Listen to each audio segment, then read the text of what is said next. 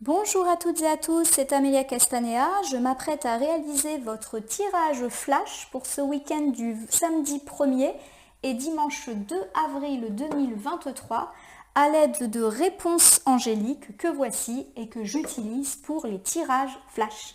Alors pour ceux qui ne connaissent pas encore, le tirage flash, c'est un tirage qui vous permet d'obtenir un conseil, une piste et pourquoi pas une réponse quant à une question ou une problématique qui vous interroge. Alors avant de réaliser le tirage, je vous propose de passer quelques secondes en mode un petit peu silence afin que vous puissiez vous concentrer sur la question qui vous taraude. On se retrouve d'ici une dizaine de secondes afin que je commence le tirage flash pour ce week-end du samedi 1er et dimanche 2 avril 2023. On se retrouve dans quelques instants.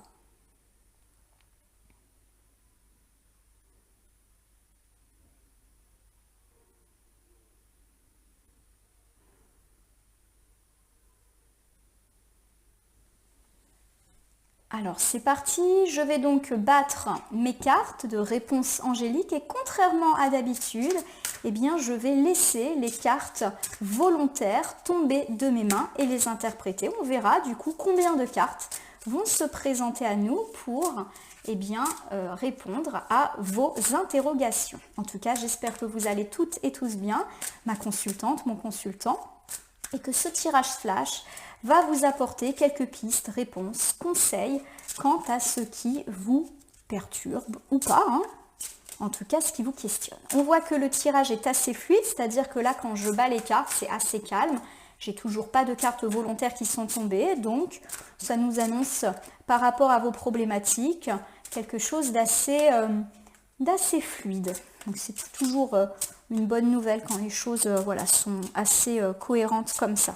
Voilà, ça se fait doucement. Il n'y a pas de heurts, il n'y a pas de gros obstacles pour moi. Voilà, ça s'annonce tranquille. Tranquille et un peu lent quand même. Quand tu veux, pépère. Bon, le réponse angélique est un petit peu timide pour ce week-end. Mais on va jouer le jeu jusqu'au bout. Pour ce jeu, j'interprète que les cartes volontaires, donc on ne va pas le bousculer. Ça fait partie, on va dire, du contrat. Bah voilà. Allez, c'est parti. J'ai combien? J'ai 4 cartes pour répondre. Alors, on va commencer ici par la carte confiance, qui, comme vous l'aurez compris, est une carte qui nous invite à garder la foi par rapport à nos questionnements. Il y a la réponse, si vous y croyez, qui vient de s'inviter.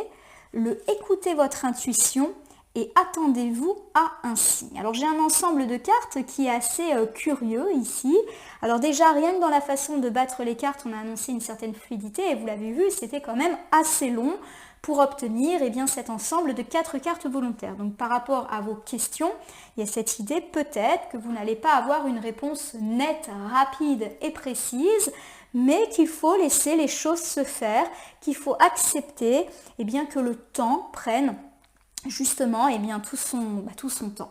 Voilà, il y a cette idée qu'il faut être patient et qu'en attendant, vous devez garder confiance, continuer à y croire, écoutez votre intuition pour vous-même obtenir réponse à votre questionnement et de percevoir des petits signes par rapport à votre questionnement. Alors je reprends ici. On va regarder la très jolie carte de la confiance. Et la carte de la confiance, c'est une carte qui d'emblée ne répond ni oui ni non à la question qui vous taraude. Elle vous dit de faire confiance, mais aussi de lâcher prise par rapport à vos questionnements. Il faut accepter parfois le fait de ne pas savoir et d'être surpris, de laisser les choses se décanter. La carte de la confiance, elle nous dit qu'on ne maîtrise pas toujours tout et qu'il y a aussi une part de lâcher prise, de non-contrôle que nous devons accepter. Il y a cette idée que c'est en lâchant prise qu'on obtiendra un petit peu ce que l'on souhaite. Alors j'ai ici la carte du « si vous y croyez ».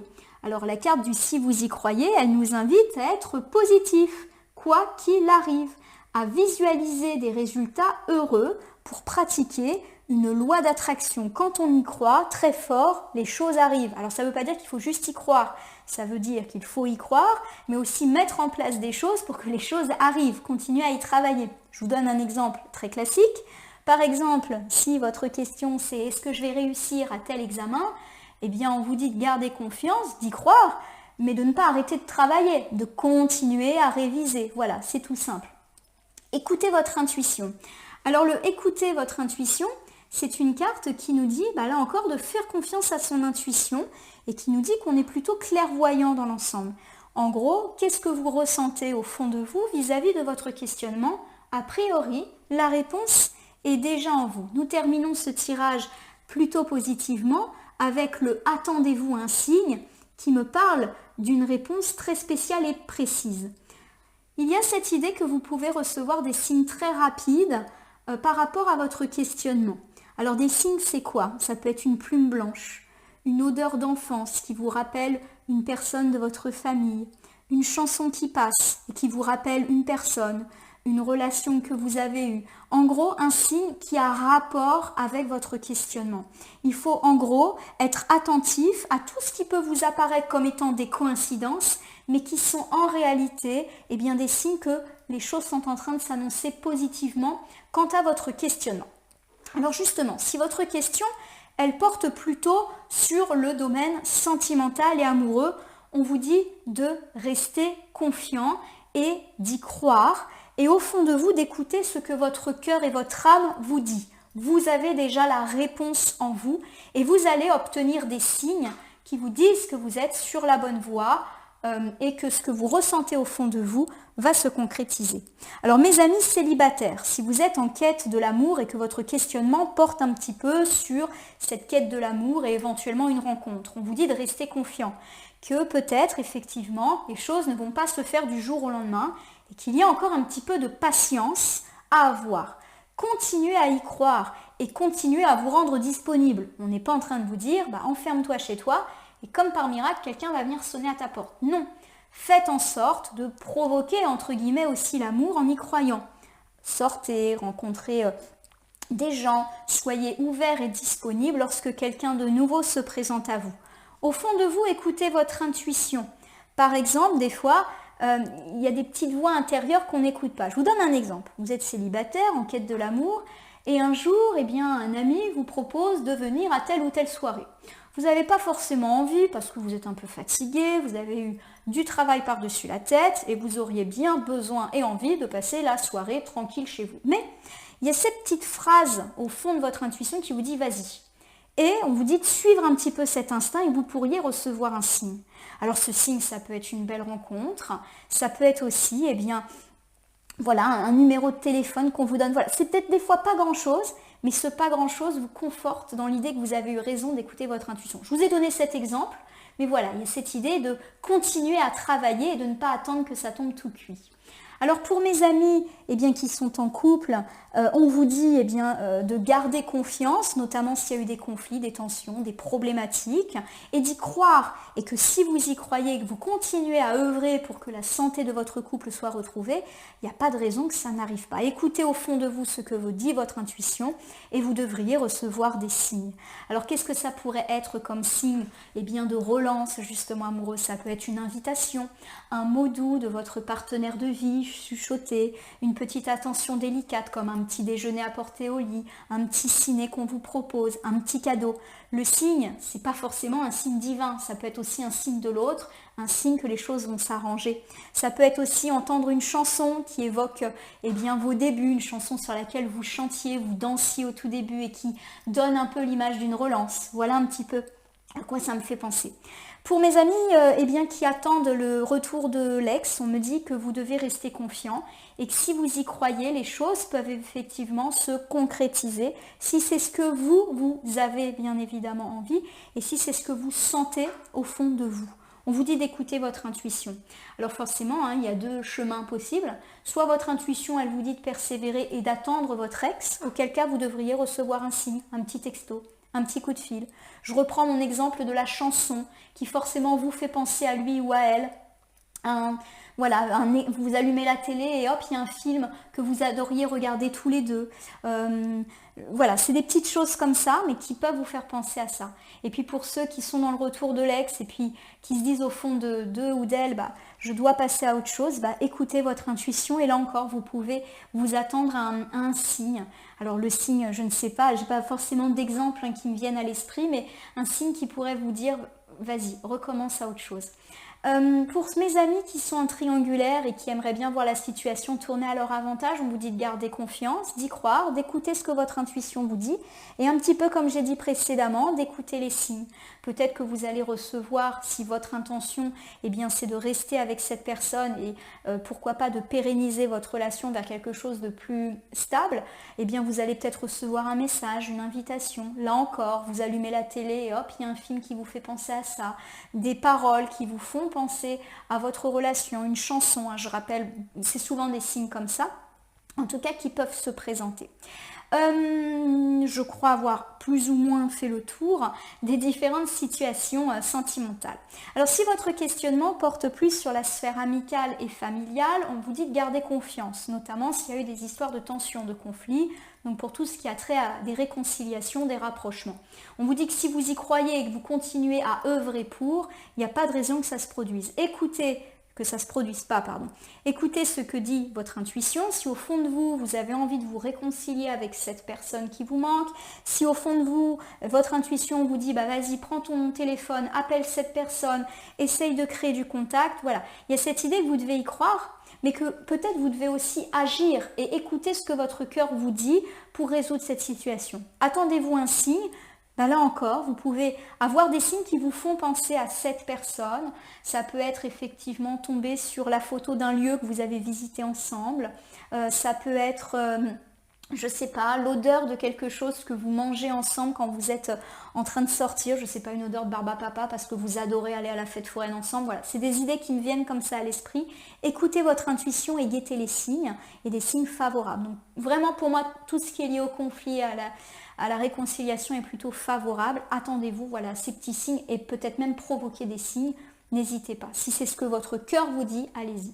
Pour tous ceux qui ont plus des questions matérielles, donc qui touchent aux professionnels, aux financiers ou à vos projets, on vous dit de tenir bon, d'avoir confiance en vous, en vos projets, en votre capacité de réussir. Si vous y croyez, les choses vont vous parvenir, mais continuez à y travailler. Je reprends mon exemple de personnes qui passent un diplôme. Restez confiants, soyez positifs. En gros, dites-vous des phrases du genre « je vais y arriver », mais n'arrêtez pas de réviser, bien évidemment. Continuez à travailler dur. Écoutez ce que dit votre intuition. Votre intuition vous dit peut-être « vas-y, tu travailles tellement dur que tu vas l'avoir, ce diplôme, cet examen » et attendez-vous à un signe. Alors le signe, ça peut être quoi? Ça peut être par exemple une jolie petite plume blanche qui vous dit que votre ange gardien veille sur vous. Ça peut être pour ceux qui préparent par exemple un concours en lien avec telle ou telle profession, le fait de croiser une personne qui fait cette profession. De même, vous êtes dans une situation professionnelle, alors je vous donne des exemples mais qui ne peuvent pas parler à tout le monde, mais pour essayer de concrétiser un peu les choses. Par exemple, vous voulez une prime, ayez confiance, croyez-y, mais aussi provoquez les choses. Donc par exemple, allez voir votre patron et dites clairement votre intention d'être augmenté ou d'obtenir tel ou tel poste. Et écoutez ce que vous dit votre intuition. Est-ce que effectivement, c'est quelque chose de positif pour vous et guettez un signe. Alors le signe, ça peut être tout simplement, je ne sais pas, vous trouvez une pièce d'argent ou un billet par terre dans la rue alors que vous venez justement de demander une promo. Vous voyez, c'est des toutes petites choses comme ça. Tout peut être signe, bien évidemment. De même pour les projets, gardez confiance, continuez d'y croire, mais continuez aussi à alimenter les choses, ne baissez pas les bras, écoutez ce que vous dit votre intuition et attendez-vous un signe. Alors je ne sais pas, par exemple, si votre projet, c'est de vendre votre maison et de racheter une autre maison qui correspond un petit peu plus à vos désirs, à vos attentes. Là encore, vous pouvez tomber sur un prospectus d'agent immobilier dans votre boîte aux lettres qui vous dit tiens, ça c'est un signe immobilier. Vous voyez ? Les signes, c'est que des petites choses comme ça, où vous tombez sur une photo d'un paysage qui correspond pile poil à la région dans laquelle vous voulez vous établir. Voilà pour vous, ma consultante, mon consultant. Donc vous l'aurez compris par rapport à vos interrogations, restez confiants, les choses peuvent être un petit peu lentes, comme lorsque j'ai battu les cartes, on a quand même senti que c'était long à venir, mais qu'au final, on avait une réponse ferme et définitive. Continuez d'y croire, mais alimentez également les choses, continuez à y travailler, continuez à faire des efforts, continuez de persévérer en gros, ne lâchez pas, sinon ça ne peut pas vous être servi comme sur un plateau. Écoutez ce que vous dit votre intuition. C'est vrai que j'ai oublié de le dire, mais si vous êtes parasité par d'autres personnes qui vous disent non, baisse les bras, ne les écoutez pas si c'est ce que votre cœur vous dit. Lâchez pas et attendez-vous à des signes. Et les signes peuvent être très rapides et pourquoi pas dès ce week-end pour vous dire tu es sur la bonne voie. Regarde, je t'envoie un signe. Donc pour les signes, je le rappelle, ça peut être tout. La petite plume blanche de l'ange gardien qui nous dit qu'on est protégé. Ça peut être un arc-en-ciel qui apparaît après une grosse pluie orageuse qui nous dit que après une période de difficulté, ça y est, on va être exaucé. Je le répète, pour tous ceux qui veulent se réconcilier avec une personne dans la sphère sentimentale, amicale, familiale, on entend une chanson qu'on écoutait ensemble, on voit un film qu'on prenait plaisir à regarder ensemble, on sent l'odeur d'une gourmandise qu'on mangeait ensemble. Voilà, c'est toutes des petites choses comme cela. Pour tous ceux qui sont sur des questionnements professionnels, on croise une personne qui fait exactement le métier qu'on voudrait faire. On trouve une pièce de monnaie par terre. Voilà, c'est des tout petits signes, mais qui doivent vous conforter dans l'idée que c'est bon, c'est pour moi. Voilà ma consultante, mon consultant. J'espère que ce tirage flash du samedi 1er et dimanche 2 avril 2023 vous aura parlé. Je vous invite à vous abonner à ma chaîne YouTube La Corneille et le Renard Voyance Cartomancie et à me laisser un commentaire pour me dire si ce tirage flash vous a parlé, moins parlé, pas totalement parlé ou pas du tout parlé. Bon, je vous rappelle qu'il s'agit de tirages généraux, ils ne peuvent donc pas parler à tout le monde. Ne prenez que ce qui vous parle et ce qui colle à votre problématique et à votre questionnement. Je vous rappelle également que si certaines cartes ou interprétations vous paraissent floues au moment où vous visionnez le tirage, elles peuvent trouver plus de sens et de pertinence si vous revisionnez le tirage ou que vous attendez quelques jours avant de le revisionner. Ce tirage flash, bien évidemment, n'a pas véritablement de temporalité. Je le fais pour le week-end, donc du samedi-dimanche. Ça ne veut pas forcément dire que votre question est pile poil pour ce week-end et que la réponse ou le décantement de situation se profile pour ce week-end. Je propose un tirage flash par semaine, donc la temporalité est beaucoup plus large. Néanmoins, la carte de l'attendez-vous un signe nous dit que les choses vont se décanter. Après une longue attente, les choses se décantent. Voilà, à mon sens, assez rapidement et pourquoi pas dès le moment où vous visionnez le tirage et les jours suivants. Voilà ma consultante, mon consultant. Je vous remercie pour votre confiance. J'espère que ce tirage vous aura apporté quelques conseils, pistes et espoirs. Je vous dis à demain pour le tirage hebdomadaire.